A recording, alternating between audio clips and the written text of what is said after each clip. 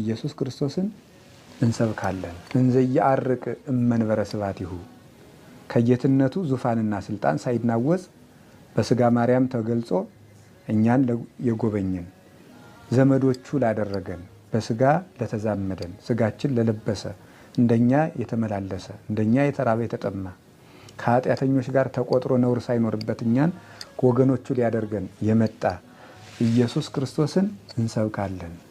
ትጉሃን ያምኑ ልደቶ ትጉሃን መላእክት ልደቱን በቤተልሔም ተገኝተው ያምናሉ፣ ያመሰግናሉ።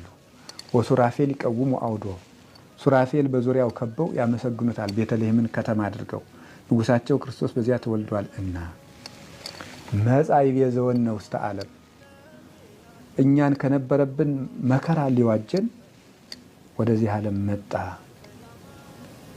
ርቃናችንን ሊያለብስ ርቃኑን ተወለደ።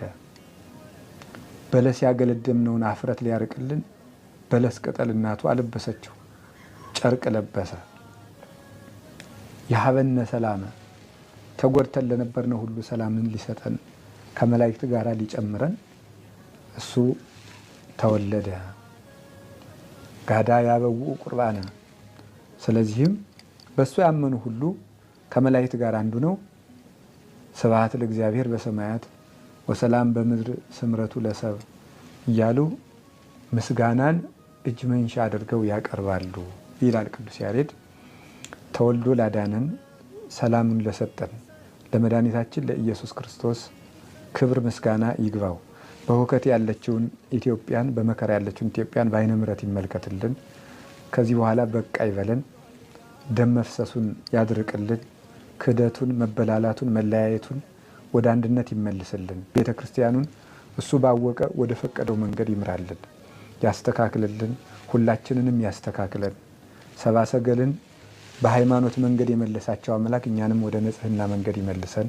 ርኩሰታችን ይቀድስ፣ ኃጢአታችንን ያንጻ፣ አይምሯችንን ያስተካክል፣ ሕይወታችንን ሁሉ ወደ እሱ ይመልስ።